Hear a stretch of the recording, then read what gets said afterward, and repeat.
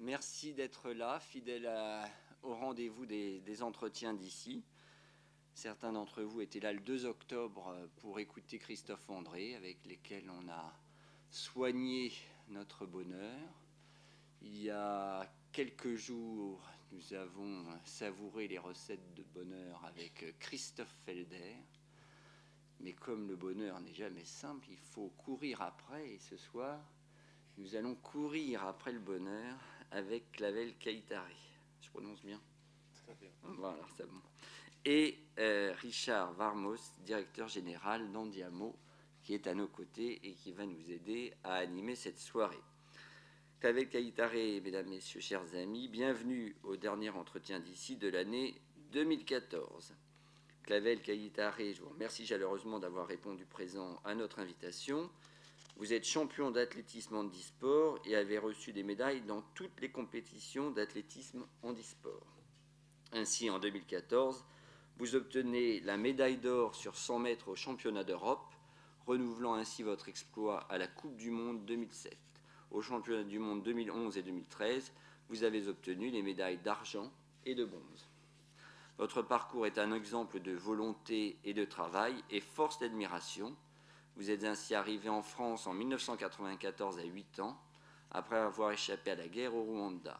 Vous avez d'abord commencé le sport avec le foot, puis vous débutez l'athlétisme handisport en 2000 au lycée Toulouse-Lautrec de Vaucresson, qui propose aux élèves porteurs de handicap une scolarisation adaptée. En 2002, vous avez été sélectionné en équipe de France et vous entamez un palmarès hors du commun. Médaille d'argent à vos premiers championnats du monde en 2002, champion d'Europe en 2003, vice-champion olympique en 2004 sur 100 mètres et 200 mètres. Vous avez coutume de dire qu'avec de la volonté et un bon entourage, on peut se relever des épreuves de la vie. C'est le message que vous transmettez également en tant qu'éducateur sportif et en tant qu'ambassadeur du sport dans la région Île-de-France. Votre intervention aujourd'hui est un message d'espoir qui témoigne de la force du travail et de la persévérance. Et c'est avec plaisir que nous allons vous écouter. Je crois qu'on commence par un petit film.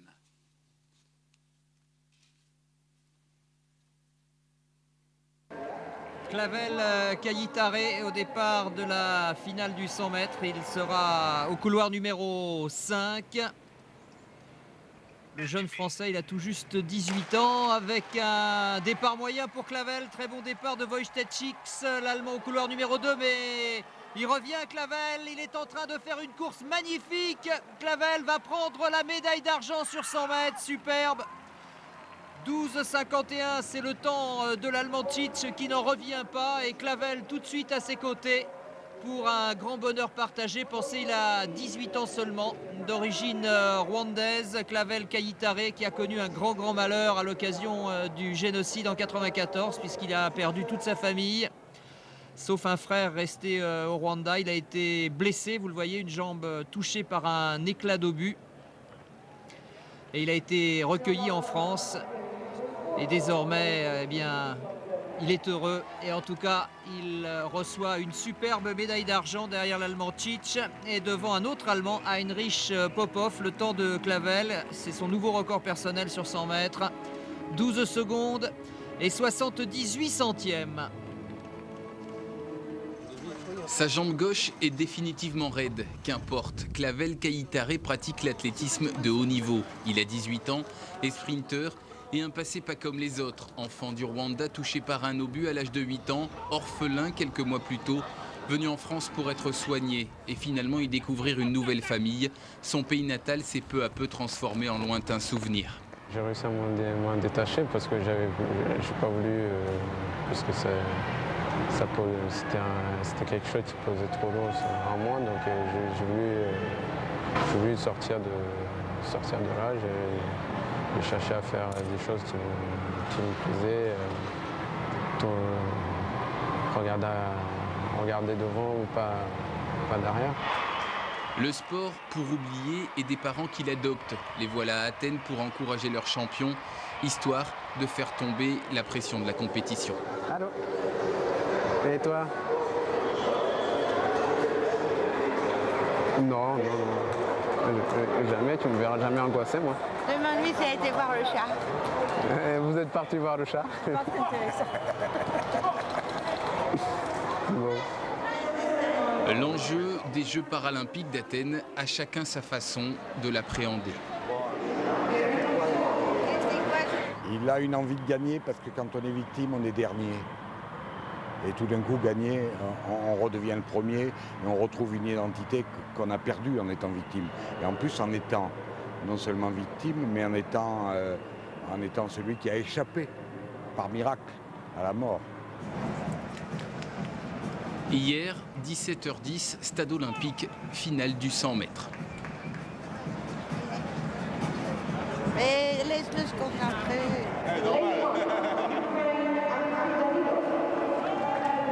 Clavel est au couloir 5 et a le meilleur temps des engagés.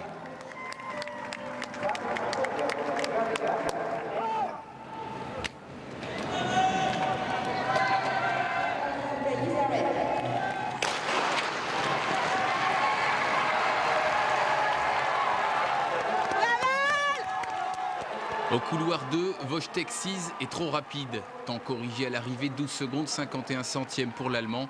Le Français décroche l'argent en 12,78, nouveau record personnel. Deuxième là, putain. Bravo. Médaille d'argent. Impeccable. Ben ça va. Pourquoi tu pleures? Sans doute parce que, comme son fils, elle aurait souhaité une victoire. Des larmes de déception partagées, Clavel doit se contenter d'une deuxième place.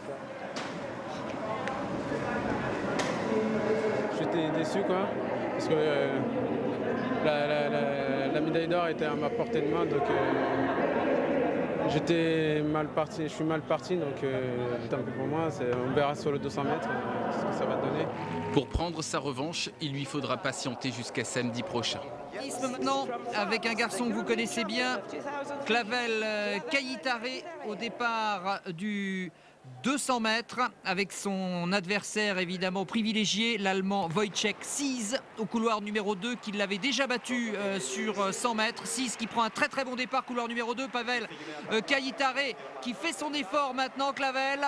Mais Sis est en sortie de virage en tête, Clavel est assez loin maintenant, il va falloir qu'il fasse un retour à la marque tranquille. En tout cas, Sis, lui, va assurer, semble-t-il, la médaille d'or et Clavel qui revient pour prendre une super médaille d'argent.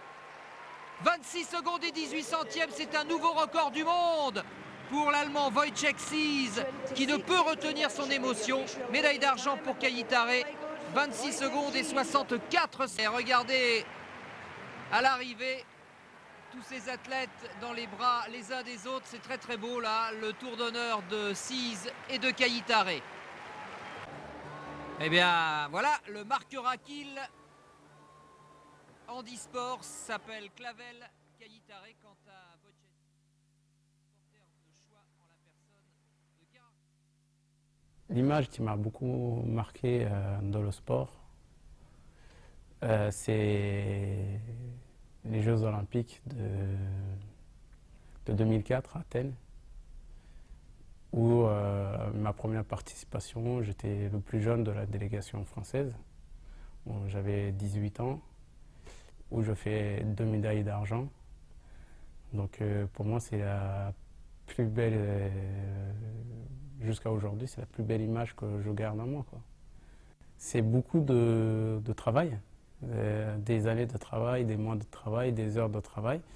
Et quand on arrive sur le moment où il faut se qualifier, où il faut faire les minima, c'est là où la pression commence.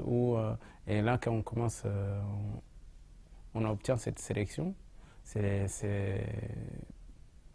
déjà c'est quelque chose exceptionnel pour un athlète de haut niveau. C'est un rêve de participer aux Jeux Olympiques. Et quand on commence à recevoir tout ce qui est la dotation, le grand sac pour partir, là on commence à y croire. Et quand on arrive au village, c'est le rêve, là, on vit un rêve exceptionnel. que très peu de monde peut vivre. Et pour ma part, c'est quelque chose, on peut pas. Ça représente des émotions qu'on ne peut pas décrire. Et encore, si on obtient la médaille d'or ou la médaille, un podium, c'est le bonheur absolu, quoi. Au début, je n'ai pas réalisé que j'étais sur le podium. Oui, je finis deuxième et je ne réalisais pas. Et d'un seul coup, il y a eu des flashs, des images qui sont passées, notamment les années que j'ai vécues au Rwanda, les bons souvenirs, les mauvais souvenirs. Tout est mélangé et bien sûr, les gens qui sont venus tout de suite dans ma tête, c'est mes parents, toute la famille qui était, je les sentais auprès de moi, et notamment mon frère qui vit encore au Rwanda, et puis tous les gens que j'ai rencontrés en France, notamment ma famille d'accueil, mon frère adoptif, mes parents adoptifs, tout ce monde-là, et tous les gens qui m'ont aidé, mes premiers entraîneurs, qui m'ont... Même si je n'ai pas eu énormément d'entraîneurs, j'en ai eu 3 en tout, depuis que j'ai commencé. Et ben tout ça, c'est venu d'un seul coup, un flash, comme c'est des choses qu'on ne peut pas oublier. De toute façon, tous ces gens-là, ça sera toujours derrière nous, quoi.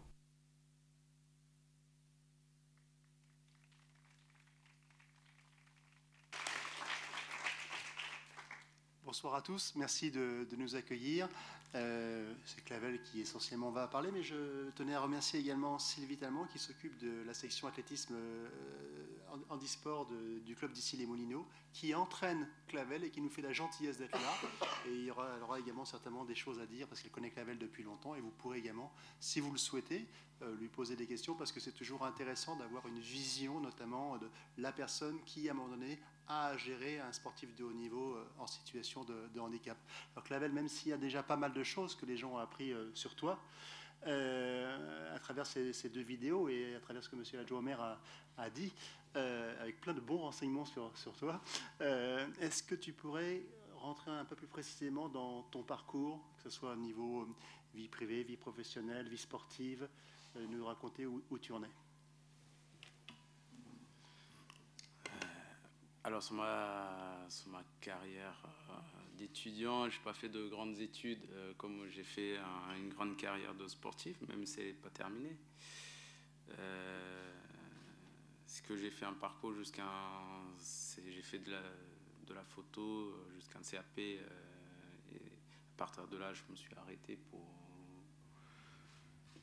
parce que c'était une période où j'avais un peu de mal aussi à gérer les études et le sport, et puis la photo aussi à la fin m'attirait pas beaucoup parce que je trouvais pas mon bonheur là-dedans, et je me suis orienté vers le sport qui m'a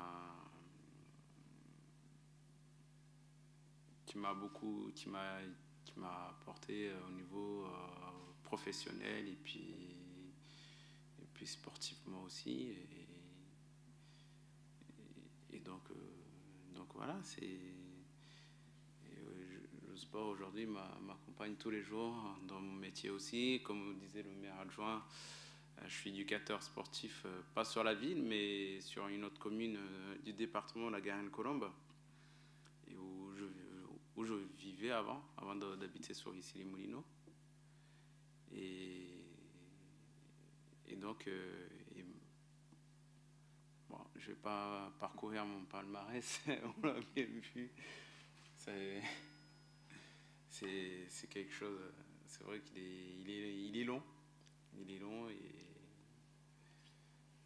il y a encore des lignes à écrire, encore quelques années. Donc,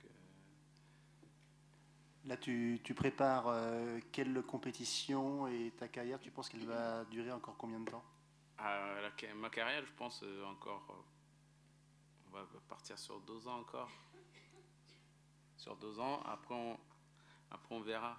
C'est Rio, les championnats du monde d'abord à Doha, c'est l'été prochain. Et puis les Jeux de Rio en 2016. Après, préparer 2020-2024, c'est un peu long. On commence à vieillir. Oh, vous avez quel âge? Ah, j'ai plus de cheveux déjà. Donc, je commence à arriver sur les 30 ans. Donc, ça sera tes 4e Jeux paralympiques et c'est vrai que c'est énorme au niveau pour un sportif, les 4 Olympiades, c'est vraiment exceptionnel. C'est un sportif, normalement, c'est 2 Olympiades, la moyenne. Après, ça commence à être compliqué, mais il y a d'autres qui en ont fait 15 ans. Donc, mais ça, c'est encore, c'est des gens qui font que ça. Donc. Alors Clavel, au-delà de ton parcours, tu es devenu un grand champion du handisport, avec un des plus beaux palmarès. Et on sait tous que quel que soit en fait le domaine d'activité dans lequel on excelle, pour y arriver à ce niveau de performance et d'excellence, il faut avoir de la confiance en soi. Avec tout ce que tu as vécu auparavant, est-ce que tu peux nous expliquer ce que tu as mis en place pour acquérir cette confiance en toi? La confiance, on l'obtient déjà avec de l'entourage, avec les gens avec qui on a des liens assez forts. Parce que si on n'a pas cet entourage autour de soi, que ce soit famille, amis, pour ma part, je peux parler de mes entraîneurs. S'ils ne me donnent pas cette confiance, cette confiance-là, de moi-même, je peux pas l'avoir. Donc, je suis obligé de voir autour de moi aussi. Et donc, tout ce que j'ai pour réussir, c'est aussi grâce à ces personnes-là. Et j'aurais jamais eu cette confiance sans ces personnes. Et c'est vrai que c'est important aussi de l'entourage pour se donner cette motivation d'aller à l'entraînement. Des fois, j'ai pas envie d'aller à l'entraînement, hein. J'ai pas la motivation, le courage d'y aller. Donc, avant, c'était mes parents qui me poussaient à aller à l'entraînement. Donc,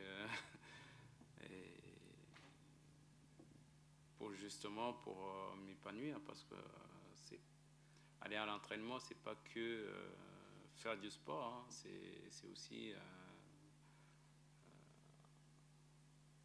un moment où aussi on vide son sac, hein, de la journée, hein. Le sport, c'est un défouloir, c'est un amusement, c'est un tout. Donc moi, depuis que j'ai commencé le sport, que ce soit tout à l'heure, on parlait de foot, j'ai fait du foot, c'était pour taper dans un ballon parce que j'avais besoin de taper dans quelque chose. Donc au lieu de taper sur quelqu'un, j'allais taper sur un ballon.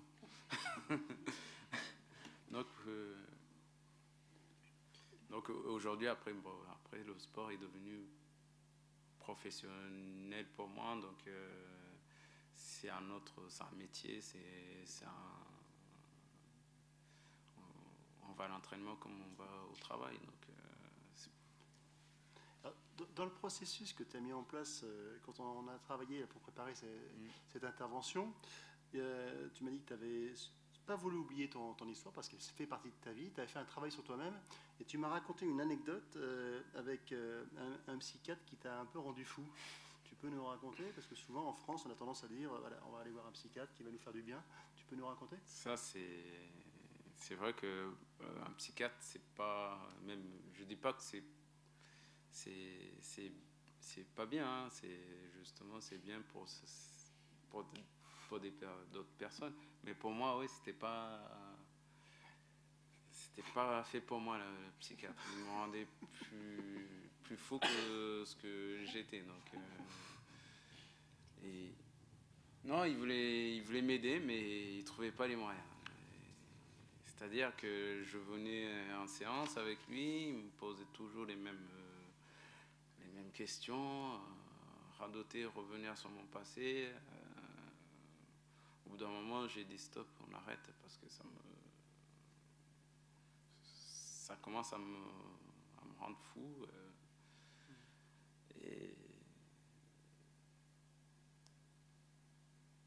Et donc j'ai décidé d'arrêter cette... Et tu t'en es sorti tout seul? Je m'en ai sorti enfin pas tout seul, hein, comme avec l'entourage, avec les gens qui m'entouraient, ce que je disais tout à l'heure. Mais c'est vrai que le psychiatre, il m'avait complètement... Alors, surtout toujours en France, les gens ont toujours tendance à râler, à se compliquer la vie et à voir les choses de façon négative. Toi, avec ce qui t'est arrivé, je te connais bien, Sylvie aussi, c'est pas du tout ton cas. Quels sont les fondamentaux sur lesquels tu t'es appuyé pour réussir à voir les choses positivement et à être heureux là, puisqu'on on traite là aux entretiens d'ici le bonheur, là, ça s'appelle la course au bonheur. Comment fais-tu, comment as-tu fait pour réussir à être tout le temps comme tu es? Là, il sourit plus que ça d'habitude. Il est un peu tendu devant vous, je pense. Mais voilà. En général, t'es quelqu'un d'incroyable et t'es connu pour ça. T'es toujours de bonne humeur. Comment as-tu fait et voilà. Non, je pense que le sourire, chez moi, oui, il est naturel. Il y a des moments où je fais la tête. Hein, c'est pas... Les gens me voient des fois, oui, en souriant, mais ça m'arrive de m'énerver aussi. Mais c'est vrai que ça sert à rien pour moi, hein, pour ma part, de vouloir s'énerver tout le temps, de tout balancer.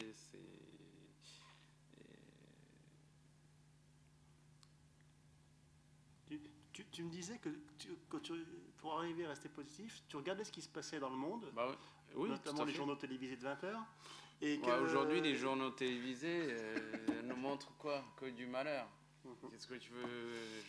J'ai même pas envie de regarder le journal, moi. Ça me donne même plus l'envie. Là, l'autre jour, on nous montrait les catastrophes dans le sud. Après, on te montre ce qui se passe dans certains pays, d'autres. Je dis pas qu'il faut pas le montrer. C'est bien de le montrer, mais il y a d'autres choses plus vivant, plus même aujourd'hui plus positif. Sans parler que des journaux d'information, mais la télé en général, ce qu'on nous montre, c'est de la violence. Et moi, la violence, malheureusement, je connais pas trop, j'emploie pas trop ce terme déjà. J'aime pas la violence. Je me suis jamais battu, même à l'école.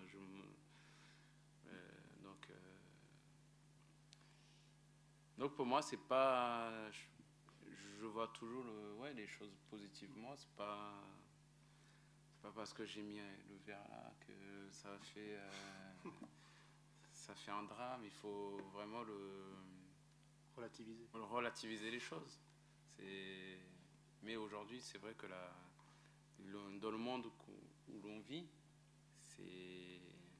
c'est beaucoup de négatifs. Et moi, j'aime pas trop ce côté-là de négatif. Je préfère avoir le positif. Comme dans le sport, on a souvent sans parler des compétitions, hein, même des entraînements. L'entraîneur va nous donner une séance, si on la fait pas très bien ce jour-là, c'est pas grave, on va la faire on fera mieux la prochaine fois. Donc moi je suis sur le coup je vais être un peu agacé parce que j'arrive pas, mais après très vite je relativise les choses, je pars vers l'avant. Moi il y a un truc qui m'avait marqué aussi, tu m'as dit j'ai de la chance dans la vie, je crois en mon destin, tu m'as dit ça. Alors tu disais que tu avais la chance d'être en vie parce que bon nombre de personnes, comme le reportage l'a dit, sont décédés dans ta famille, et puis tu me racontais que ta mère t'avait sauvé, et donc tu avais de la chance. C'est incroyable quand on connaît ton parcours que tu puisses dire ça. Qu'est-ce qui fait que tu dis ça? Bah, oui, j'ai de la chance d'être là. D'être là en train de parler. Parce que cette année 94, il y a beaucoup un million de morts en 3 mois. Ça allait vite. Donc, je suis l'un des rescapés de la famille. Donc, oui, j'ai de la chance. Sachant que j'ai une anecdote de ce moment-là où ma mère m'a laissé au milieu d'une église du village où j'habitais, où elle avait un bébé dans les bras et il y avait moi qui était jeune aussi, qui était blessé. Et elle me fait, je te laisse là, tu vas vivre ou tu vas mourir. Bon, d'accord. Tu avais 8 ans. J'avais 8 ans, oui. Et donc, elle me laisse. Elle part à 50 mètres après. Elle s'est fait tuer. Sachant que si elle m'avait pris, malheureusement, je ne serais pas sur Terre. Donc, oui, c'est pour ça que je dis que j'ai de la chance d'être en vie et d'être là sur mes 2 jambes. Et sur mes 2 jambes aussi, qu'on a voulu me couper en 2 aussi à arriver en France, puisqu'on avait l'intention de m'amputer d'une jambe. Donc, c'est pour ça que je dis que j'ai de la chance d'être en vie, de tenir debout. Alors tu me disais aussi que après, les Rwandais, par nature, sont philosophes et ils prennent du recul par rapport aux événements. Et il y a des gens, d'ailleurs des personnes assez célèbres qui sont rwandaises et qui sont comme ça. Tu pourrais nous expliquer un petit peu ce que vous avez et qu'est-ce qui fait que vous êtes comme ça? Tu me disais par exemple Sonia Rolland, Corneille, on est rwandais. En fait, les Rwandais, en règle générale, ils parlent pas beaucoup. On parle pas beaucoup, mais c'est pas qu'on est timide ou c'est qu'on n'aime pas étaler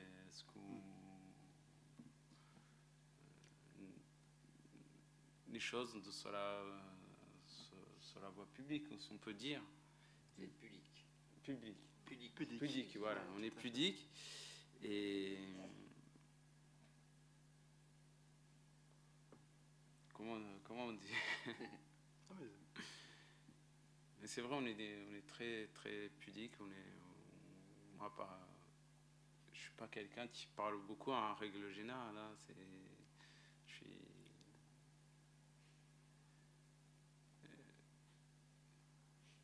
Ok, on le voit. Ouais. Alors, tu as eu des grands malheurs étant jeune, et ensuite tu en as eu également dans ta carrière sportive. Alors, ce qui est encore plus incroyable, c'est que donc Clavel prépare ses 4e Jeux paralympiques, mais ses plus grandes déceptions sportives ont souvent eu lieu, notamment aux Jeux, où vous avez pu le voir sur les vidéos. Clavel donc, est le seul à avoir une jambe raide, il y en a d'autres qui sont amputés, qui ont une lame, et donc la position de départ, Sylvie pourra en parler même mieux que moi, Clavel, est spéciale, et il y a cette fameuse règle des faux départs, et tu as réussi quand même, alors tu vas raconter ce qui s'est passé, et tu as réussi à chaque fois quand même à repartir pour 4 ans, parce que 4 ans c'est long d'entraînement pour une course qui dure 12 secondes, 60 ou 70. Est-ce que tu peux nous raconter ça? Parce qu'il faut également réussir à rebondir et pour continuer à rester positif là-dessus. Est-ce que tu peux raconter ce qui s'est passé? C'est-à-dire sur mes 2 derniers Jeux paralympiques, c'est surtout Pékin où j'étais l'un des favoris et par malheur j'ai fait un faux départ et pour moi c'était la fin. Et je suis rentré, je me suis remise en question. Et là, je suis reparti à l'entraînement. Parce que comme je pars debout, donc sur 2 appuis, rester quelques secondes sans bouger, presque faire comme la bouteille, hein, sans bouger comme la bouteille. Il y a un moment, les muscles commencent à trembler, donc on est obligé de bouger. Moi, je suis parti, j'ai trop bougé trop vite, donc parti avant le coup de feu. Donc, carton rouge, rentre chez toi, merci, au revoir. C'est très dur. Et ensuite, les suivants, c'était encore... C'était pas des faux départs, mais c'était un changement de règlement, les prothèses qui évoluent. Donc, à Londres, je me suis dit, tout le monde est contre moi, donc ça ne sert plus à rien que je travaille, de me remettre en question. Pendant 4 jours, 5 jours, je me suis posé toutes ces questions-là. Et en réfléchissant, en fait, je me suis dit, j'ai pas envie de m'arrêter pour eux. J'ai envie de me battre pour moi, pour mes entraîneurs qui me suivent et tous les gens qui me soutiennent au quotidien et dans mon projet de sportif. Et donc, je suis... Pour vous dire, j'avais même songé à arrêter complètement l'athlétisme. Et donc, je suis rentré à l'entraînement au parc des sports. Et dans mon coin, j'ai commencé à partir sur 2 appuis, 3 appuis, et chercher des façons à partir. Et avec mes entraîneurs, on a trouvé une solution pour partir sans trop bouger. Et donc, l'année dernière, je fais une médaille de bronze au championnat du monde qui m'a encore donné l'envie de continuer. Et là, bien sûr, je retrouvais le bonheur de courir, de gagner des médailles. Hein. Et pour moi, c'était... Déjà, je le devais à mes entraîneurs, hein, de gagner des médailles, parce que sans eux, je suis rien, en fait. Et puis cette année, la médaille d'or des championnats d'Europe qui m'a encore redonné confiance en moi. Très rapidement, un petit détail technique, parce que là, je pense que ce que vous dit Clavel, ça va peut-être vous inciter à suivre ce qui se passera sur les compétitions handisport futures, et notamment les Jeux paralympiques de Rio en 2016. Clavel, le fait qu'il n'ait pas une lame et qu'il n'ait pas été amputé, finalement, est un désavantage maintenant pour lui, par rapport à ses autres concurrents. Ça paraît dingue de dire ça, mais on court moins vite avec une jambe raide comme il l'a que quand on a une lame. À la rigueur, sur 100 mètres, ça va, parce que ceux qui ont une lame sont désavantagés au départ, mais à partir sur 200 mètres, il sait malheureusement qu'a priori, il ne pourra pas refaire la médaille d'argent que vous avez vue tout à l'heure sur 200 mètres. C'est sur 100 mètres seulement où il peut. Il y a eu de tels progrès technologiques que maintenant, la lame, il est désavantagé. Voilà. Donc ça, c'est encore plus dur à vivre, mais il vient d'expliquer, voilà, par rapport à ses entraîneurs, ce qu'il leur doit, Sylvie ou Joe Mazzetti, qui sont avec lui 5 ou 6 fois par semaine à l'entraînement. Voilà, il leur doit, voilà, c'est une belle, c'est un beau travail d'équipe. Alors, autre paramètre, dans le bonheur, il y a la vie privée. Alors, tu m'as raconté un truc qui est incroyable. La vie, elle est faite de hasard et de rencontres. Est-ce que tu peux nous raconter, je ne sais pas si elle est là d'ailleurs, je crois qu'elle est là, elle est là, elle est en train de rougir. Est-ce que tu peux nous raconter comment tu as connu ta compagne, s'il te plaît, parce que c'est ça aussi donc le bonheur, et voilà, je te laisse raconter. Vas-y Claire. Alors, comment on s'est rencontrés, c'est... En fait, mon beau-père, qui est réalisateur, m'avait accompagné au retour au Rwanda voir la famille. Il a fait donc un documentaire qui dure 1 heure. Et elle a regardé la vidéo, le film, le reportage. C'était en quelle année? En 2008. En 2008, et elle s'est dit, à ce moment-là, elle étudiait l'histoire un peu du Rwanda, et donc elle a regardé le reportage pour ses études, et en regardant le documentaire, elle s'est dit, bah, je vais lui envoyer une lettre pour voir s'il la reçoit. C'était la seule lettre que j'ai reçue de ce documentaire. Heureusement que c'était pas un mec. Voilà. Et pourtant, je suis pas quelqu'un qui répond aux lettres manuscrites.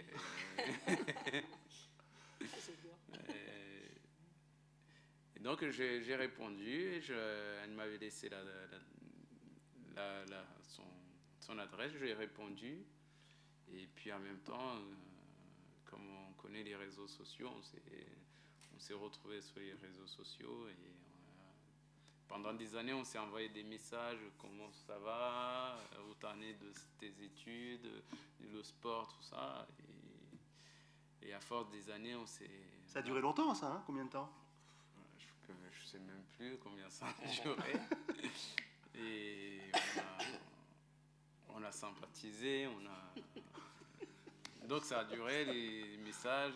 Après, c'était des textos. Comme je vais souvent en vacances dans le sud, bah, je lui dis, bah, si je descends, je te tiens au courant, et on se voit parce qu'elle est du sud. Et donc, en descendant, j'ai envoyé un message, bah, je descends et on pourra se voir pour boire un verre ensemble. Et on s'est vu, on a encore sympathisé. Mais ça faisait 4 ans que vous échangez comme ça, quand même, hein? Oui. 4 ans.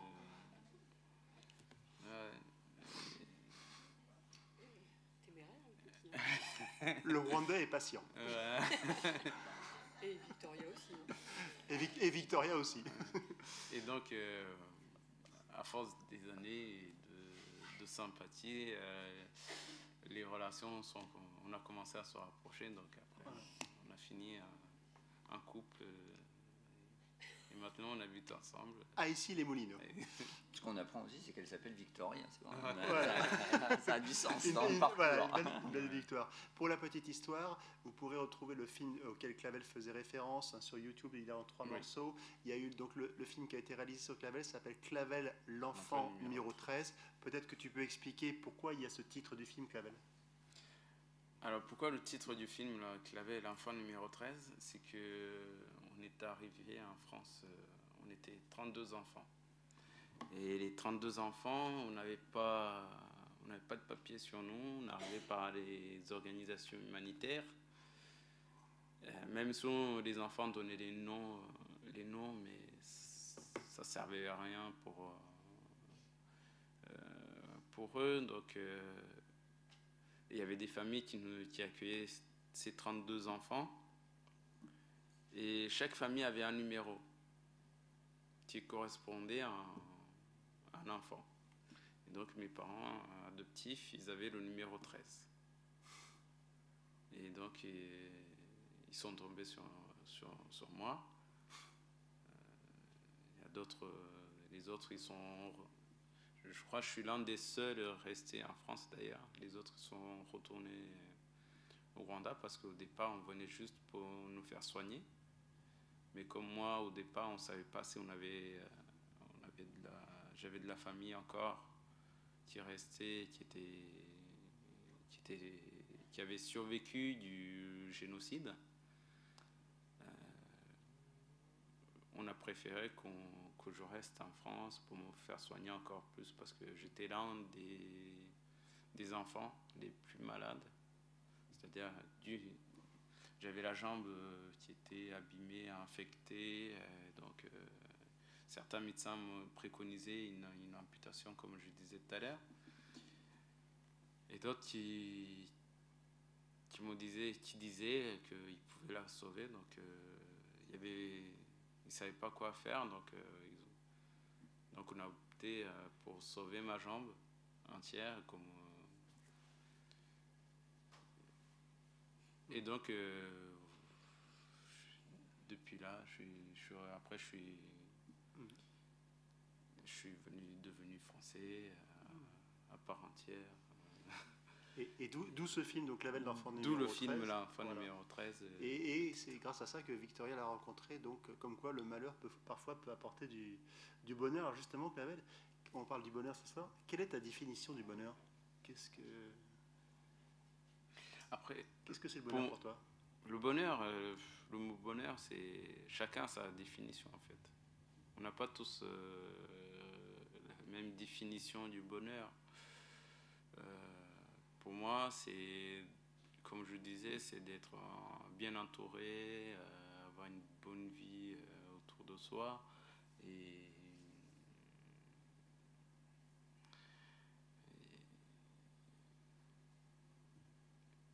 Tu me disais savoir où on en est et où on veut aller. On évoquait ensemble, il y a un proverbe qui dit « Il n'y a pas de chemin favorable pour celui qui ne sait pas d'où il vient, où il en est et où il veut aller ». Et tu me disais que ça t'allait bien. C'est ça, oui, c'est tout à fait. Il faut savoir où on veut aller et d'où l'on vient aussi. Il ne faut pas oublier le passé, il faut pas non plus... Il faut toujours regarder devant soi. Et devant soi, c'est toujours... on a toujours dans notre vie... la route n'est pas tracée de droite et en ligne. Et il y a toujours des chemins tordus avec... quand on roule en voiture, il y a toujours des dodanes et des trucs qui nous ralentissent. Et la vie est faite comme ça. Et donc, du moment qu'on arrive à passer ces barrières, je pense que le bonheur, on le trouve. Et on trouve son chemin plus simple et plus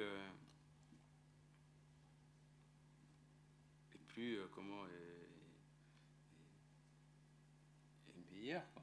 D'accord. Meilleur et plus... On est heureux comme ça. Alors justement, Clavel, dernière question avant de laisser la parole aux personnes qui sont venues t'écouter.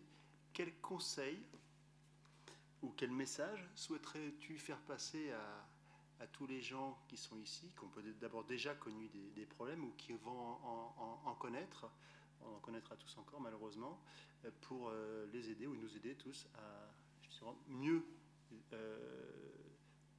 passer ces futures difficultés qui nous attendent sans doute? Un message? Un message de bonheur ou un conseil? Un conseil.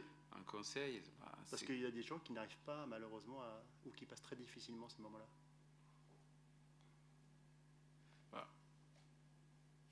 C'est pas des...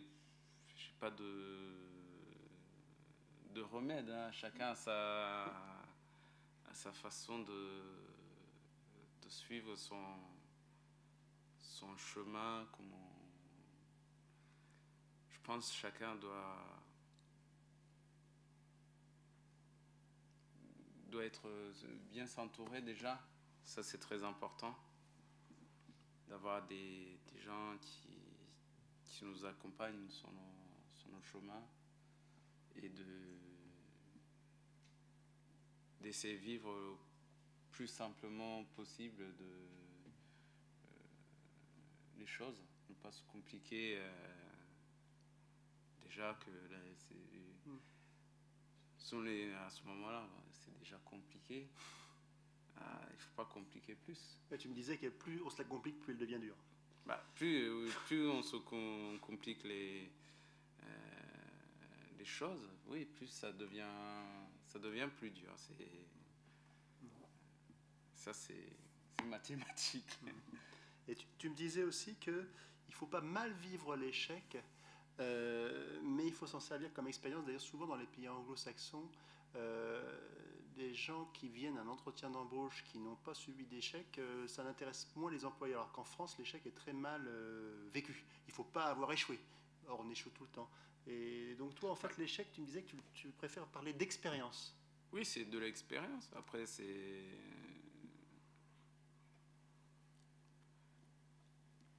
il faut l'utiliser, c'est une force.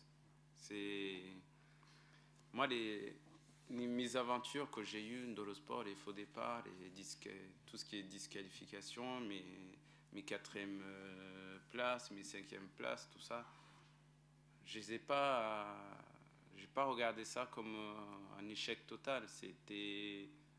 Justement, ça m'a permis de retrouver d'autres façons de travailler. C'était une force pour repartir au travail, de trouver d'autres solutions justement pour faire mieux la prochaine fois. Donc ouais, c'est pas tout ce que je vis, en fait, je vois pas comme un échec, je vois plutôt, pas non plus, je vais pas dire c'est quelque chose de positif, mais c'est vraiment de s'en servir pour avancer. Et tu me disais que quelqu'un qui n'a jamais connu l'échec est moins armé pour affronter l'avenir. Oui. S'il a jamais connu l'échec, ouais, il n'avancera jamais. C'est logique, parce que il va rester sur quelque chose de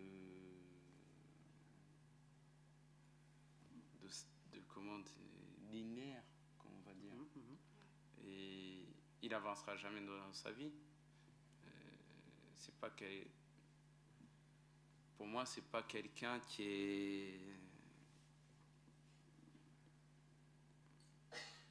Bon, j'en connais pas directement, mais c'est pas quelqu'un qui m'attire beaucoup déjà. En plus. Non, parce que faut connaître le négatif et le positif. De toute façon, ce que tu disais, c'est connu. Ce qui ne te tue pas te rend plus fort. Voilà. Là, tout à fait. Avec toi, c'est... Puis, une dernière chose, tu disais, le sport, pour toi, t'as fait énormément, comment dire... Enfin, le conseil que tu disais, j'aimerais te donner aussi, faites du sport, parce que tu disais, ça te permet de t'évader, toi... C'est pas... Je donne l'exemple du sport, parce que je suis dans le domaine du sport, mais le sport n'est pas fait pour tout le monde. Le sport... il y a d'autres activités, il y a du théâtre, il y a de la danse, il y a plein d'autres domaines où on peut s'évader, rêver et trouver son bonheur et d'épanouissement, tout ça. Donc c'est très important d'avoir une activité. Il y a même les échecs, les échecs pour ceux qui aiment bien jouer même les jeux de société. Il y a des gens qui aiment bien les jeux de société. Ça aide à se vider. C'est pas obligé d'avoir un problème dans la vie quotidienne. Ça peut être des problèmes qu'on a eu par exemple au travail. Et au travail, est-ce qu'on a connu les problèmes qu'on a eu avec le collègue? C'est ce qu'on va faire. On va aller au sport, on va vider le sac de ce qu'on s'est dit, et le lendemain, tout va bien. Tu me racontais que tu es éducateur sportif et en général, tous les élèves que Clavel a en classe l'écoutent et boivent ses paroles. Il n'a jamais de problème de discipline. C'est en règle générale. Tu m'avais dit ça. D'accord ? C'est problème de discipline. Moi, j'ai pas de collégiens et de lycéens, les cas qui sont un peu plus difficiles.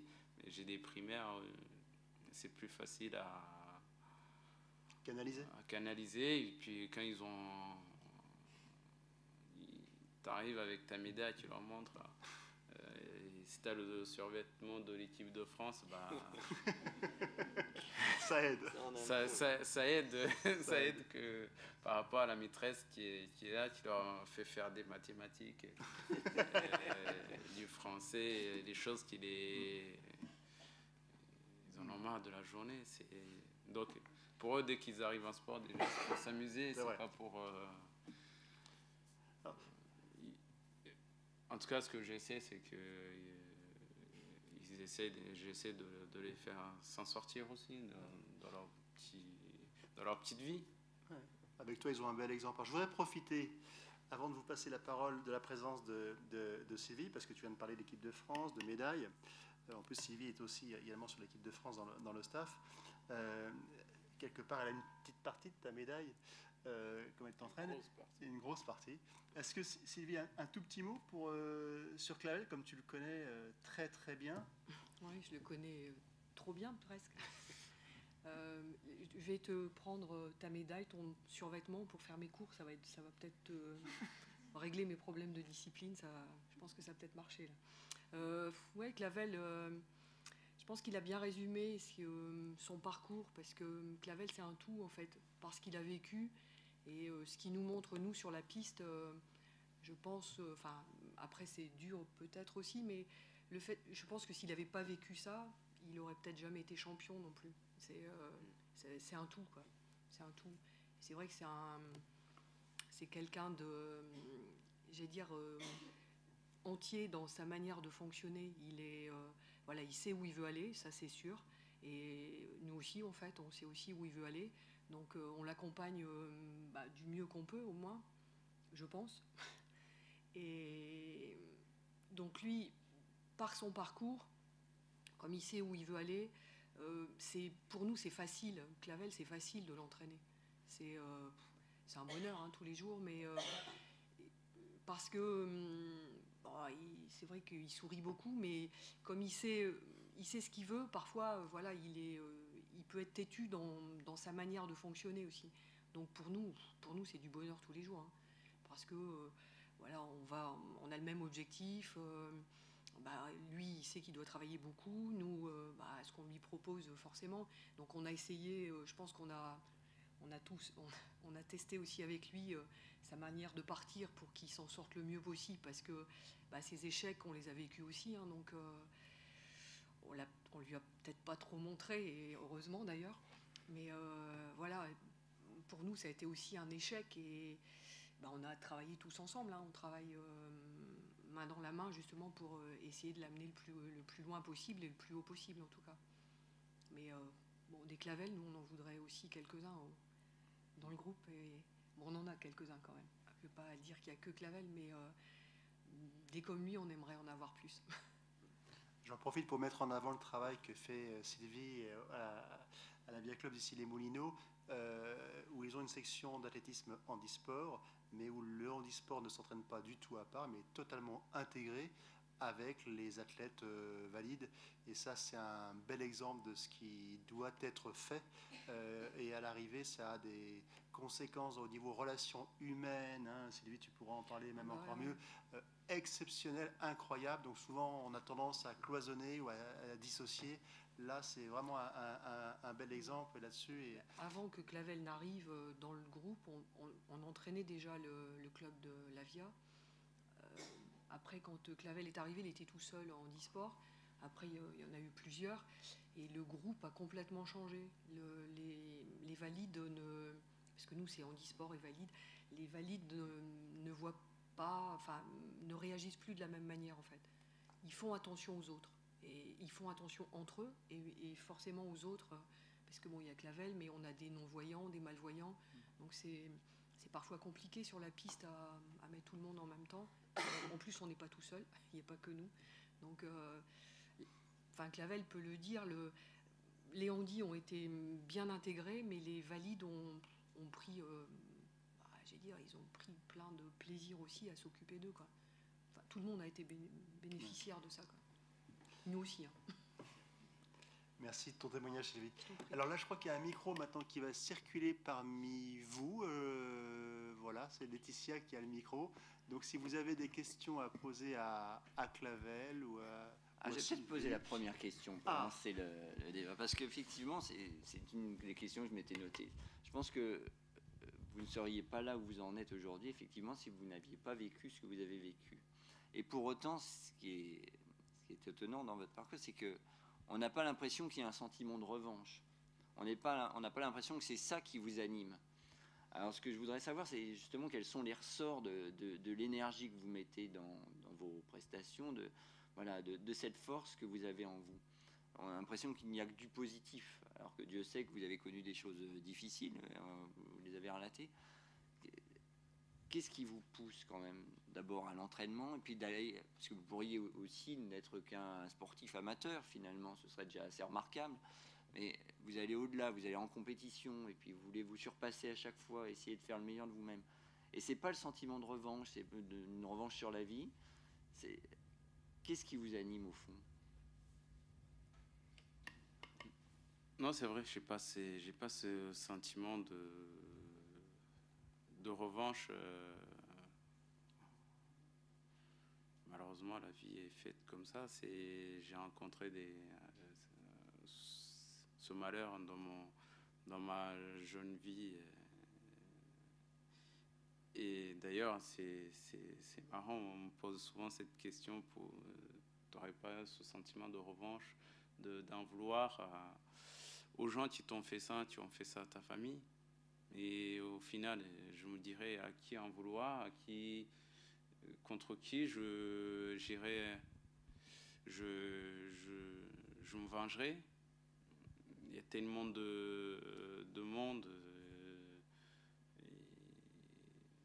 que ce soit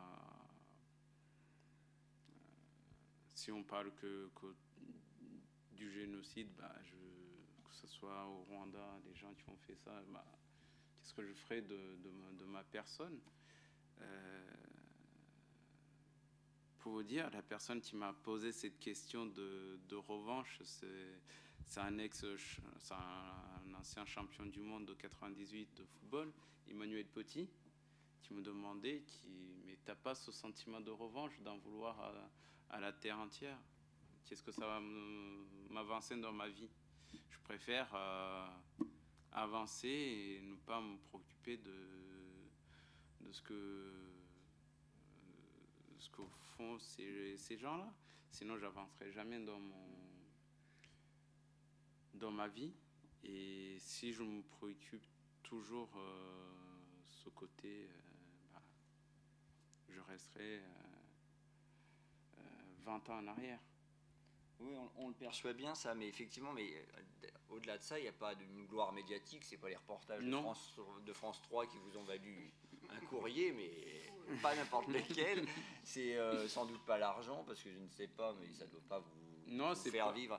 Il y a quand même un surpassement, enfin, dans un athlète de haut niveau, vous pourriez, et parfois vous en avez eu assez d'ailleurs, vous l'avez dit, que vous aviez failli arrêter parce que vous en avez ras-le-bol, comme un sportif d'ailleurs tout à fait valide, mais il y a quand même une force intérieure là, qui vous pousse, c'est peut-être plus que d'autres. Ouais, c'est une force de vouloir peut-être aussi de bien faire, trop bien faire, parce que le sport me permet cette force de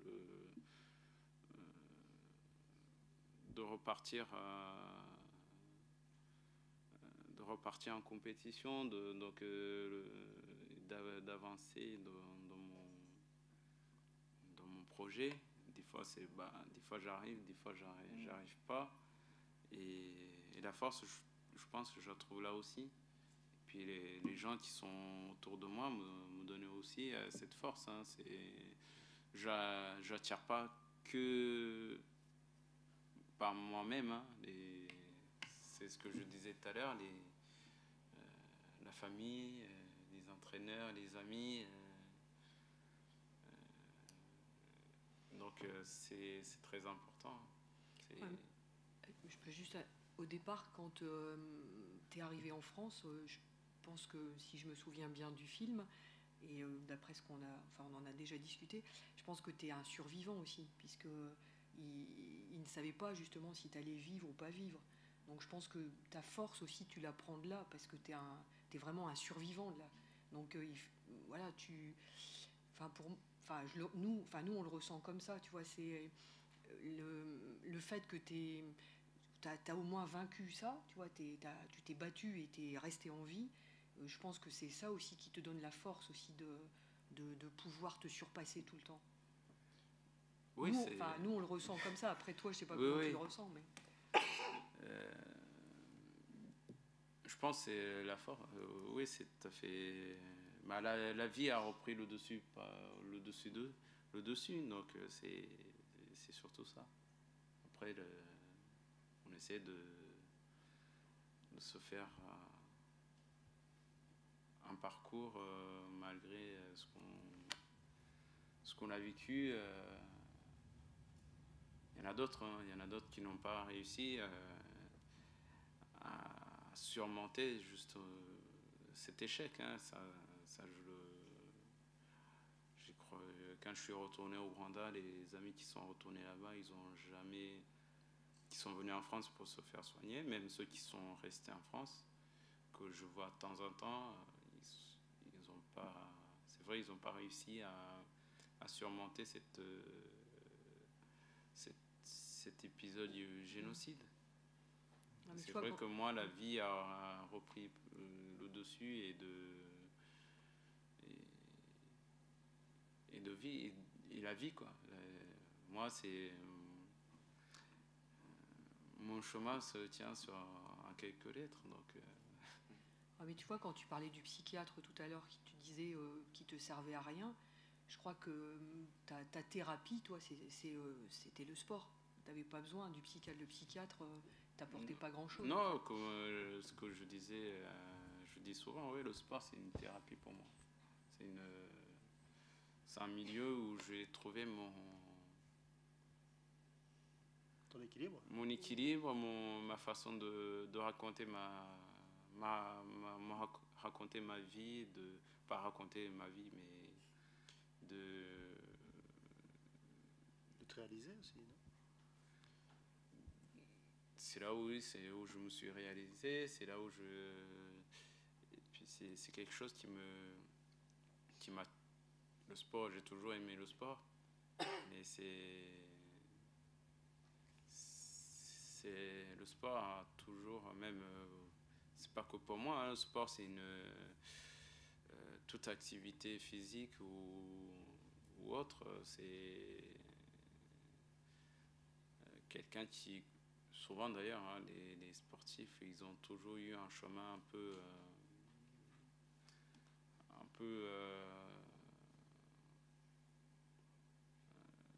je dirais pas bizarre, mais on a toujours des histoires à raconter parce que on a eu des soucis dans la famille, on a eu donc le sport c'était un refuge, c'était aussi pour s'en sortir socialement. Hein, il y en a beaucoup qui sont sortis grâce au sport, et parce que dans la vie de tous les jours, au niveau social, parce qu'ils n'y arrivaient pas, le sport ça les a beaucoup aidés. Et moi aujourd'hui ça m'a beaucoup aidé à m'en sortir. Ah ben il y a le micro. Il y a une question là et puis il y en a une. Merci. J'ai deux questions à M. Kaitare. Une concerne ici les Moulineaux et la deuxième le Rwanda. Mais tout d'abord, je voulais vous remercier de vous être ouvert à nous et même d'avoir amené votre femme, nous présenter votre femme, c'est très gentil. Je pense que c'est important que vous nous avez montré comment vous courez, parce que comme ça, nous nous rendons mieux compte de l'effort que vous faites.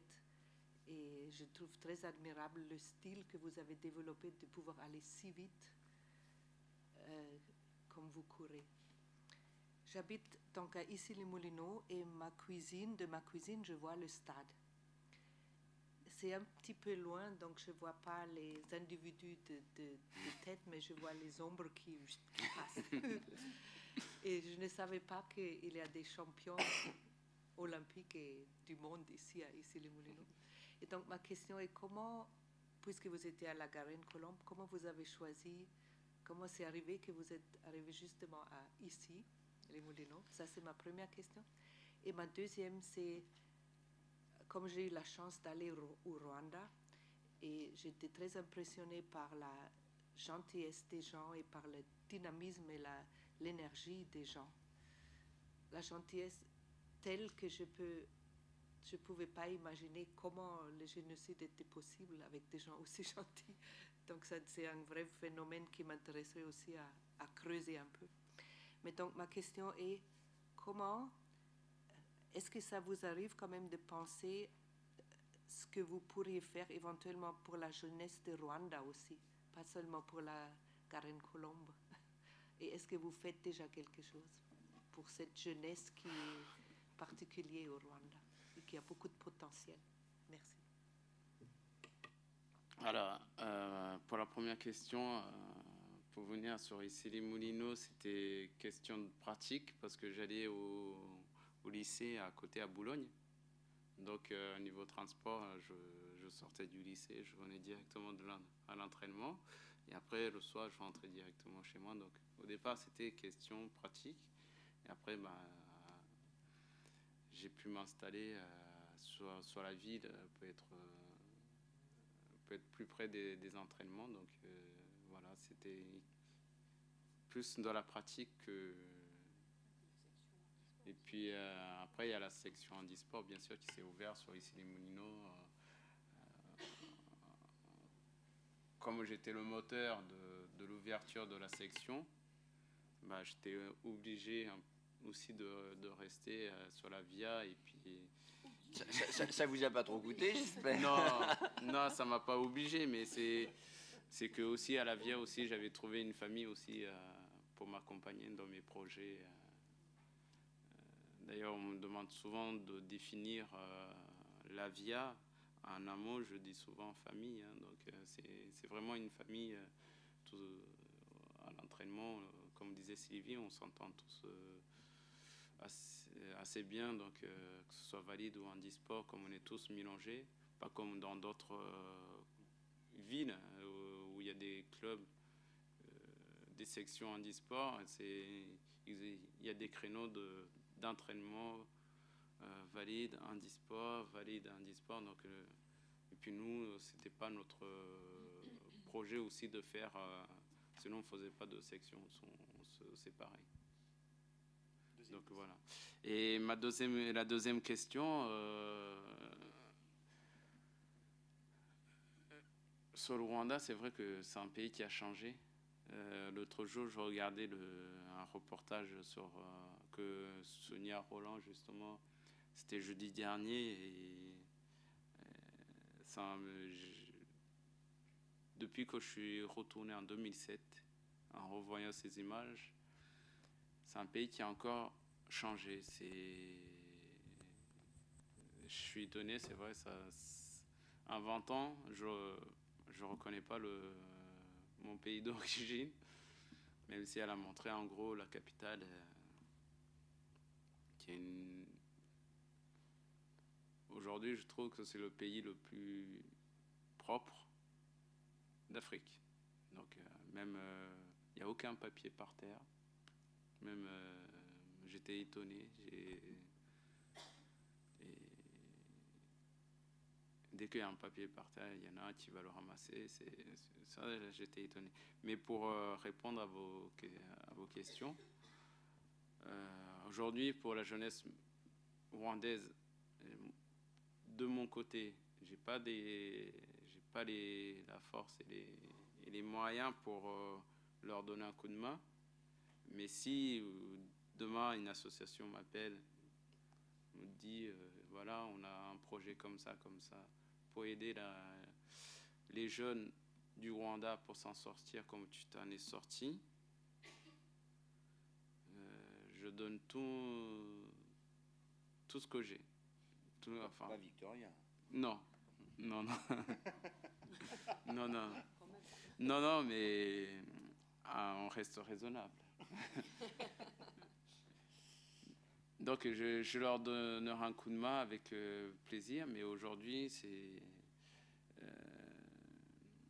mais souvent je travaillais avec une association qui s'appelle Ibuka France, qui aide beaucoup aussi les gens au Rwanda, qui aide les Rwandais aussi d'ici, parce qu'il y a des rescapés qui sont ici aussi, qui ont des soucis aussi, donc ils les aident beaucoup à se reconstruire. Donc de temps en temps, je vais témoigner auprès d'eux, de leur donner, de leur montrer, comme je vous montre aujourd'hui, comment je m'en ai sorti.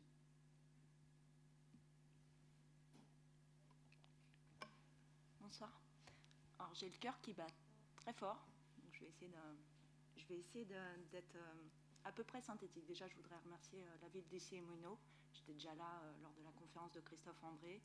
Donc, tout ce qui est rapport au bonheur, voilà, j'avais déjà posé une question, mais ce soir, je crois que je suis comme vous, je crois pas au hasard.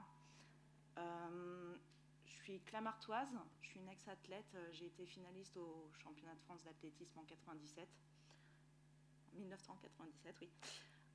Donc on s'est peut-être croisés sur les stades, je sais pas, j'ai souvenir en tout cas de l'Avia, voilà. J'étais sur les réseaux ce soir parce que j'attendais la réponse à une question. Aujourd'hui, je suis présidente d'une association de lutte contre les troubles alimentaires. J'apporte moi-même mon témoignage, j'ai écrit un livre témoignage. Je pense qu'on a plusieurs points communs. En fait, moi, à quelques centaines de grammes près, j'étais plus là, donc je reviens d'assez loin. Le sport m'a aidé à m'en sortir. Et j'ai des projets, notamment sur la ville de Clamart, sur l'année à venir. Ça y est, je vais trembler. Excusez-moi. Zen. Je vais notamment avec l'hôpital Béclair, je travaille avec pas mal d'hôpitaux, donc avec l'hôpital Béclair, je risque de copiloter un peu la semaine Sentez-vous sport. Donc j'amène moi-même, je fais une conférence sur le sport et voilà, je le sensibilise. Et je publiais la semaine dernière un article d'un membre de l'association d'Ibuka. Donc j'essaye de partager quelques valeurs fortes. Cette personne me demandait ce soir si vous accepteriez de vous rapprocher de nos associations. Alors, j'ai déjà un parrain d'association, donc la réponse à la question que j'attendais, on me dit qu'on peut avoir plusieurs parrains. J'ose pas spécialement vous la demander pour plusieurs raisons. Déjà parce que j'ai un peu peur de la réponse. Et puis, il faut jamais avoir peur. Et puis surtout que le parrain de mon association est psychiatre, donc on ne sait jamais que ce soit celui qui vous ait démoli. Mais je les en veux pas, les psychiatres. Non, mais on ne sait jamais que ce soit celui qui ait croisé votre route. Donc après, en tout cas, je fais aussi des interviews. J'ai interviewé Christophe André, le professeur Le Joyeux, ces personnes-là. Si jamais j'ai interviewé des coachs sportifs, j'ai une coach à ma salle de sport. Aujourd'hui, je me suis reconstruite je me suis inscrite au fitness pour ne pas reprendre par l'athlé. Ça y est, je me calme. Et donc aujourd'hui, voilà, je fais du combat, de l'attaque, tout ça. J'ai publié l'interview d'une coach ex-boulimique, donc qui a fait son coming out un peu. On essaye de faire passer certains messages. Si jamais vous vouliez répondre aussi, qu'on puisse, que ce soit un peu relayé. Mon association est jeune, elle a tout juste 1 an. On n'est pas subventionné encore. Voilà, en gros. Alors, il n'y a pas vraiment de questions. Enfin, si, une question aussi, si vous voulez au moins répondre à une interview, que je puisse faire ça avec vous. Et pourquoi pas parrainer mon association. On peut en discuter, oui. Vous en discuterez tous les deux. Oui, on peut en discuter. Mais en tout cas, c'est assez énorme pour moi. Vous avez un parcours, voilà. On peut en discuter ensemble. On va vous demander d'éteindre votre micro. Voilà. Bonsoir.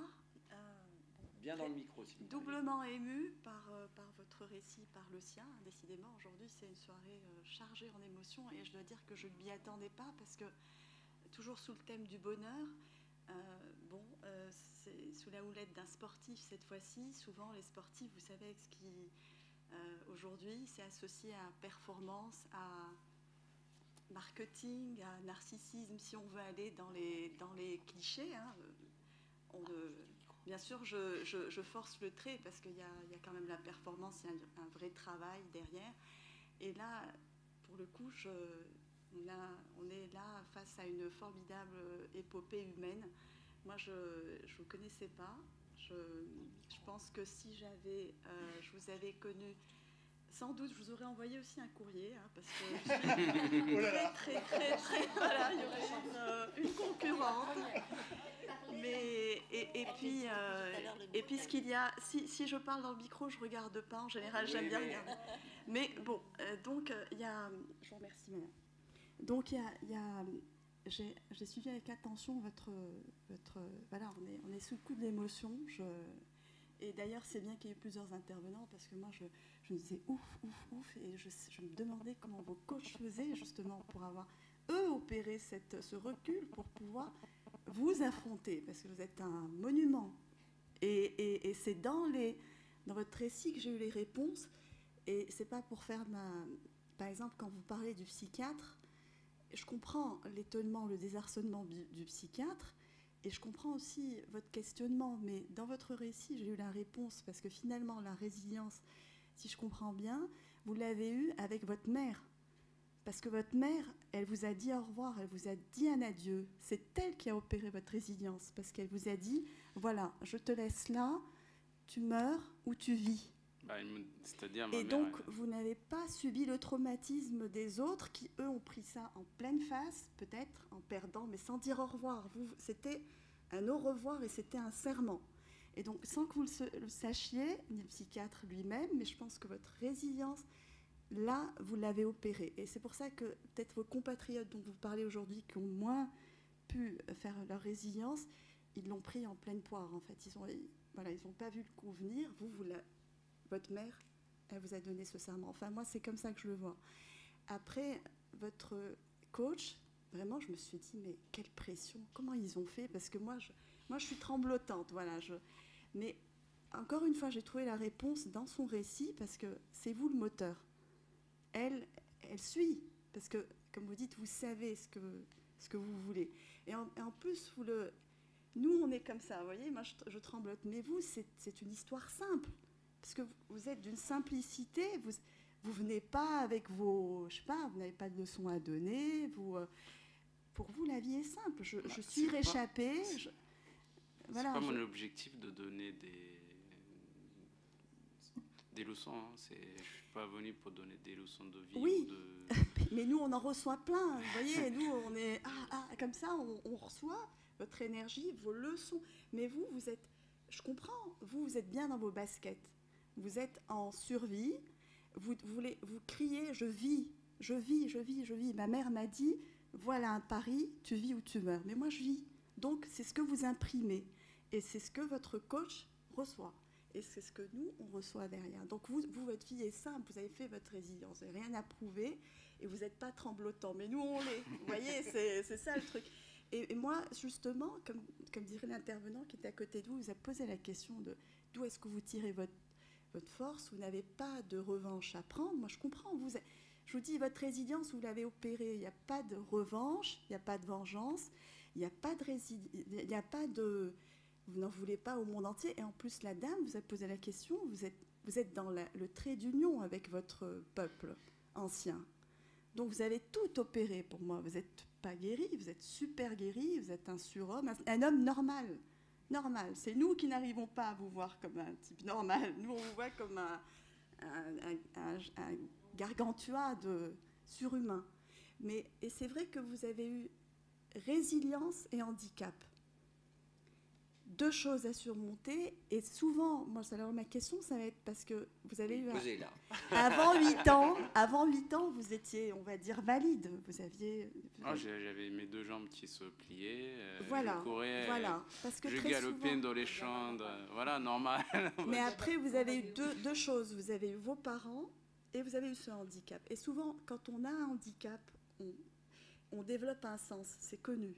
Vous avez développé double sens. Voilà, double... Donc, est-ce qu'il y avait un avant, parce que même si vous étiez jeune, avant 8 ans, comment étiez-vous? Et après 8 ans, et la résilience, est-ce qu'il y a eu est-ce que vous avez le souvenir d'un changement qui a opéré en vous, justement? Et, voilà, on va en rester là un petit peu pour faire le tour. Une dernière petite blague pour les lames, parce qu'il faut toujours finir sur une pointe d'humour. Peut-être que ce serait bien de vous faire partir 100 mètres avant pour que vous pour que vous puissiez être dans les bons départs, des bons tons avec ceux qui aujourd'hui, par la technologie, parce que ça me semble assez injuste quand même. C'est la loi du sport, malheureusement, ça. Les faux départs, c'est la... Elle parle des lames. Ah. Des lames, pour que vous soyez à votre avantage, il faudrait qu'on vous donne une longueur d'avance de 100 mètres. Ah, ça, c'est... Je vois que ça, oui, moi, c'est hein. après... Tout bêtement. C'est comme ceux qui courent avec Bolt, il faut les faire courir à... Voilà. En tout cas, c'est tout à votre honneur, vous, c'est tout à votre honneur. Non, mais... Je pense que tu vas faire évoluer le règlement. Mais parce que je le pense... fait oui. que lui, il n'ait pas de lame, les gens qui ont deux lames, l'autre qui a une lame, le règlement va évoluer, mais dans combien de temps, on ne sait pas. En plus, avec des genoux intelligents maintenant, la technologie qui se développe, donc ça va être considéré un peu comme dopage. Donc je pense que ça va évoluer, mais quand, on ne sait pas. Donc lui, il subit ça et il le subit de plein front aussi. Là. Bah, en ce moment que justement la Fédération internationale est en train de se poser les questions sur ces prothèses qui évoluent assez rapidement, donc j'espère qu'ils vont rendre le verdict avant Rio, j'espère. Et il faut toujours rêver, hein. Ouais. Voilà. Vous voyez, ça c'est le sens. Sur la question de savoir s'il y avait un avant 8 ans ou après. Mais avant 8 ans, le changement, ouais, je l'ai ressenti quand même. Déjà, changement de vie, changement de pays, changement de façon de... J'ai une anecdote d'ailleurs. Quand on m'a dit, tu vas aller en France, je voyais dans ma tête, déjà, j'avais pas la télé, j'avais rien. Je jouais avec un ballon fabriqué par nous-mêmes. Hein. C'est-à-dire, après, on prenait des tissus, on les enroulait les uns dessus les autres. Et on jouait au foot comme ça. On n'avait pas des super ballons en cuir comme on peut en trouver chez des Decathlon. Et quand on m'a dit, tu vas te faire soigner en France, pour moi, je voyais la France comme le Rwanda, c'est le pays des 1000 collines. Je voyais des montagnes partout en France. Donc, je le voyais comme ça. Et quand je suis arrivé en France, j'étais dans une chambre, dans une petite chambre d'hôpital. En face de moi, je voyais toute la journée un hélicoptère qui montait, qui descendait, qui montait, qui descendait. Je me disais, ah, c'est ça la France. Il fait chaud en plus. C'était en plein mois de juin, donc... Et quand je suis arrivé, mes parents, ils habitent près de la Défense, je voyais les tours, ça m'a fait un changement du pays, quoi. Et le pire, c'est l'hiver, ça... Je ne savais pas comment me couvrir. Je mettais des manteaux les uns sur les autres. Oui, non, il y a eu un sacré changement. Après, physiquement, j'ai appris à remarcher. Hein, parce que avoir l'automatisme d'avoir une jambe raide, c'est pas facile. Hein, quand on se casse le genou et qu'on doit mettre une attelle pour réparer l'entorse qu'on a eue, c'est difficile de marcher la jambe raide. D'ailleurs, j'en vois souvent dans les transports, comme j'utilise beaucoup les transports, qui ont ces attelles-là, je les regarde marcher, descendre l'escalier, et moi je cours dans l'escalier, ça me fait rire. Donc... Non, je ne suis pas moqueur, je sais par où je suis passé, donc j'étais comme ça avant, donc moi ça me fait rire. Est-ce qu'il y a d'autres questions? Madame, alors vous appuyez sur le bouton, la parole est à vous. Vos parents adoptifs, une simple question, sont-ils sportifs? Non, pas du tout. Ils ne sont pas du tout sportifs. Ils vous ont... Ils m'ont poussé à faire du sport, mais ils ne sont pas sportifs. Ah, d'accord, c'était la simple question.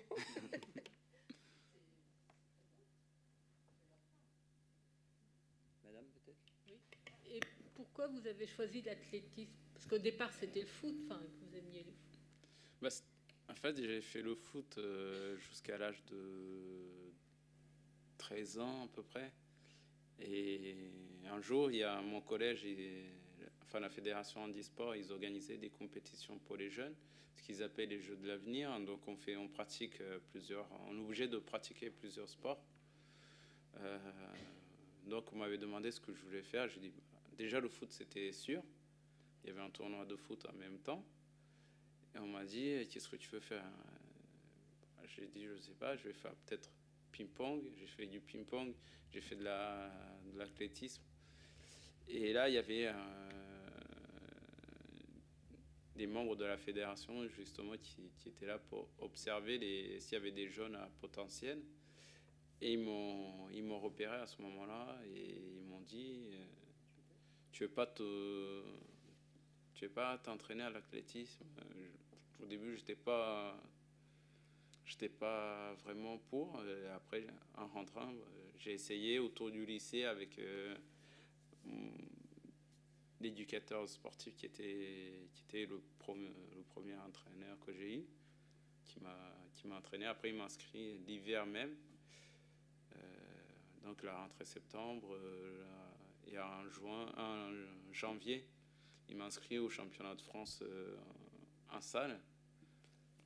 Et là, je gagne une médaille d'or devant les champions olympiques. Et je dis, ouais, on va continuer. Donc, c'est parti comme ça. En plus, ça venait... Je rentrais tout juste d'Australie. J'étais parti voir les Jeux paralympiques. Donc, j'ai vu ces athlètes qui couraient, qui étaient champions paralympiques, qui m'avaient fait des autographes et moi, je suis devant eux. Bah, je lui ai dit, je vais continuer. Donc, jusqu'à là. Oui. Oui, bonsoir. Merci pour ce partage. Je vais me permettre de tutoyer parce que tu t'es confié à nous et je pense que c'est plus sain de se tutoyer.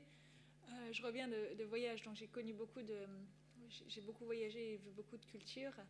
Et je vois que tu nous enseignes ce qui manque beaucoup en France, même si tu ne montres pas l'exemple, même si tu ne veux pas donner de leçons.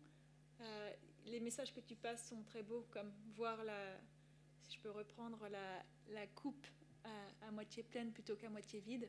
Ces choses-là qui nous manquent bien malheureusement dans notre pays. Et comme quoi les erreurs, c'est justement ça qui nous font grandir. Ça me rappelle les maths. Le plus on faisait d'erreurs, et le mieux on comprenait, et mieux on progressait. Et c'est vrai qu'on a un peu trop peur. C'est ça.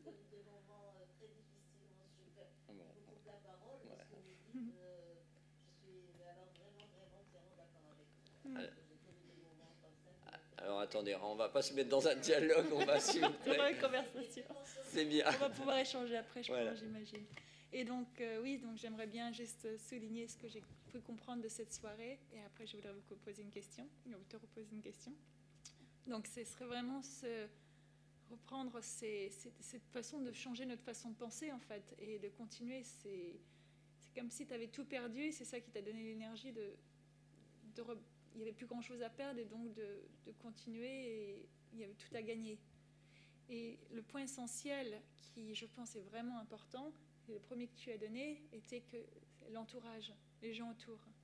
Et ça, on en manque énormément ici. On est tous tellement occupés par notre travail, les familles sont divisées, occupées, qu'il n'y a plus cette union qu'on retrouve beaucoup dans les autres pays.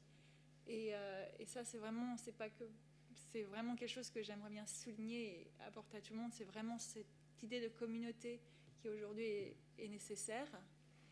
Et on dit tout ça, et j'aimerais bien me poser la question, c'est aujourd'hui, est-ce que tu penses que ton bonheur est comblé, ou est-ce que tu penses qu'il y aura encore d'autres choses que tu voudrais acquérir ou expérimenter pour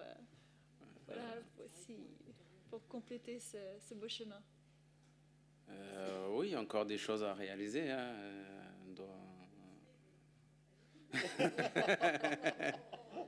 Les petits bébés. Entre autres, fonder une famille, oui, ou même pour la médaille d'or olympique. Ça, je l'ai pas encore. Donc, tant que je l'espère la toucher en tout cas dans 2 ans à Rio. Et il y a d'autres choses à réaliser. Je suis encore jeune, donc j'ai encore une longue route devant moi. Donc, de toute façon, on pourra jamais réaliser tout ce qu'on souhaiterait. Donc, Mais dans le prolongement de cette question, est-ce que vous êtes déjà projeté sur l'après-carrière sportive? Est-ce que vous avez envie, à votre tour, de transmettre à des sportifs votre énergie? Est-ce qu'il y a ce bonheur-là à trouver dans cette... Enfin, un accomplissement à trouver dans cette transmission, ou vous voudriez faire totalement autre chose?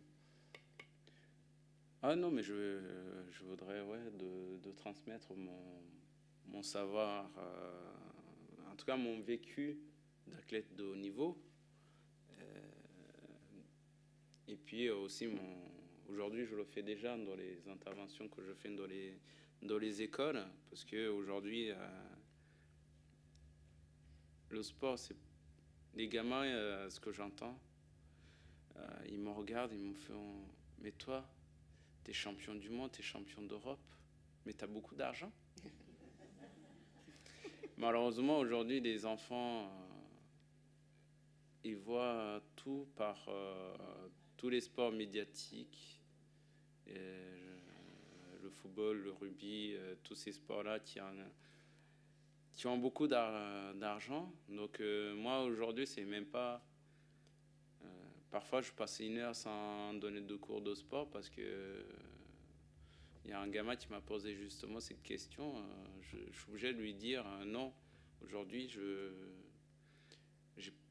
pas autant d'argent qu'un Zidane ou qu'un Lionel Messi, ou que tous ces noms-là qui leur traversent dans la tête.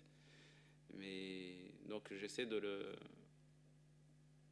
leur dire que l'école aussi est très important, parce que même si on devient un grand sportif, du jour au lendemain, notre carrière peut s'arrêter, d'une par une blessure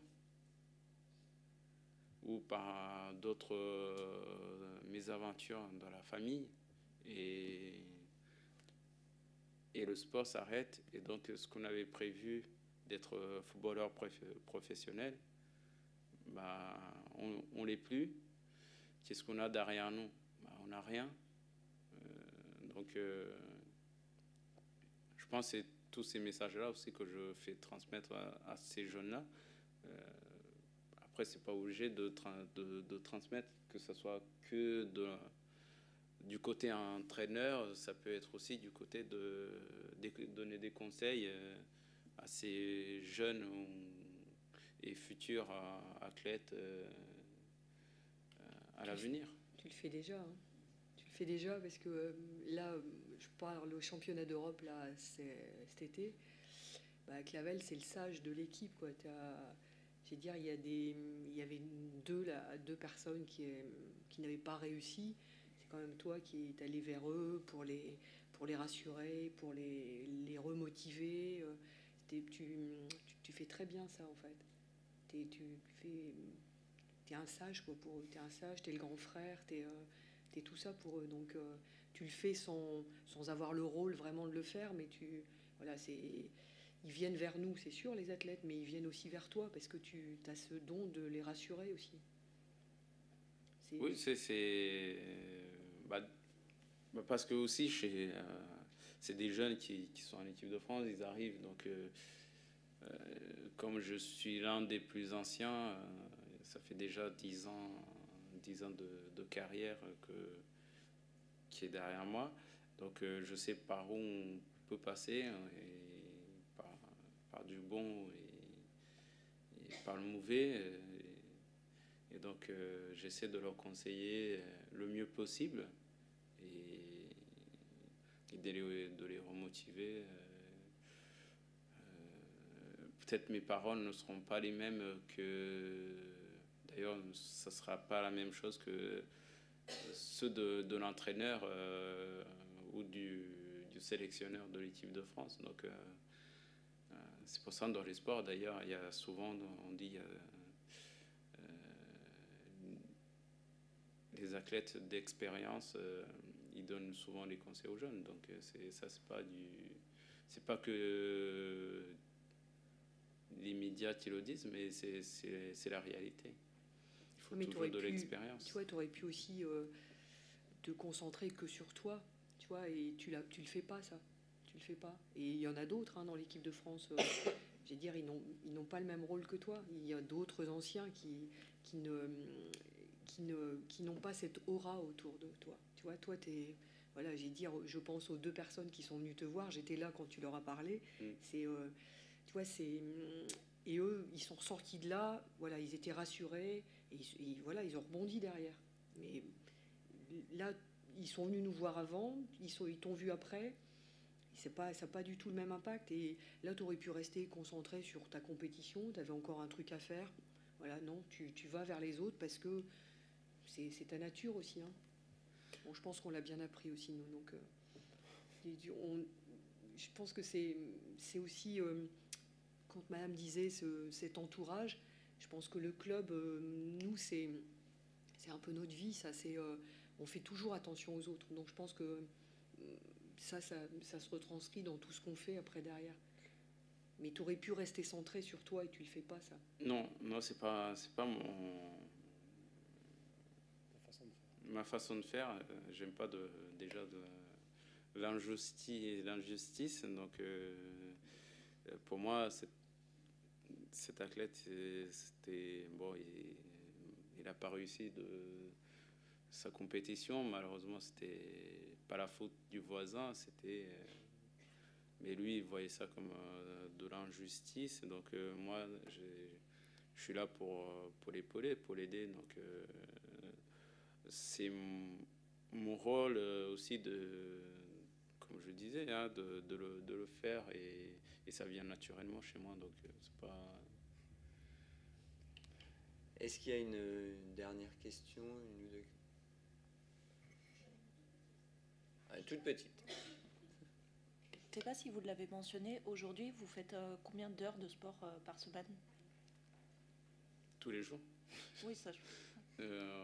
C'est une séance par jour. Quand on peut, bien sûr, quand on peut. Hein, des fois, il y a des contraintes qui font qu'on en fait moins. Mais sinon, c'est une heure, 2 heures par jour, et malheureusement, c'est pas suffisant. Il faut en faire d'autres. Et ça, c'est le minimum qu'un athlète de haut niveau peut faire, quoi. Une dernière question. On dit souvent, bonsoir d'abord, merci pour ce témoignage. On dit souvent que le bonheur, on se le fait. Hein. On est un peu seul face à son destin, et le bonheur, on se le construit avec ce qu'on a, avec ce qu'on trouve autour de soi. Donc je pense que là, c'est quand même un témoignage probant de cet adage un petit peu. Et puis je crois que le numéro 13, hein, pour certains, il est plutôt malvenu. C'est surtout les superstitieux qui ne l'aiment pas. Pour vous, ça a été que du bonheur, hein. Enfin, en tout cas. Moi, il m'a sauvé, le numéro 13. Donc, ouais, je sais pas si j'étais joué dans une équipe, je sais pas si je porterais le 13, mais il y en a qui n'aiment pas le 7 aussi, donc il y en a qui aiment bien le 7. Mais je suis pas ce côté superstition, donc je pas. En tout cas, il m'a rien fait le 13, à part m'avoir donné une autre famille, mais. Écoutez, on va en rester là en vous félicitant évidemment pour votre parcours, en vous remerciant pour votre témoignage qui était à la fois très touchant parce que pudique, on l'a bien vu, hein, et vous l'avez dit vous-même, et puis j'ai envie de dire aussi déconcertant parce qu'on a l'impression pour vous que le bonheur ne vous demande aucun effort, et je rejoins un peu les témoignages quand même, ça a l'air tellement naturel et tellement simple qu'on en est un peu déconcerté. Donc bravo pour ce témoignage, pour cette leçon de volonté, de courage, de force et de bonheur irradiant, puisque effectivement il est partagé et contagieux, j'ai envie de dire, pour la bonne cause. Merci beaucoup. Rendez-vous, si vous le voulez bien, aux fidèles des entretiens d'ici, le 15 janvier prochain, à la rencontre de l'historien Rémi Pavin, qui nous parlera de l'évolution du bonheur au cours du XXe siècle. Nous allons prendre un peu de hauteur. Bonne fête de fin d'année à tous. Est-ce que je peux juste ajouter peut-être quelque chose? On vous soutient hein, pour les futures compétitions. Et Merci. On vous soutient de tout cœur. Hein. Merci.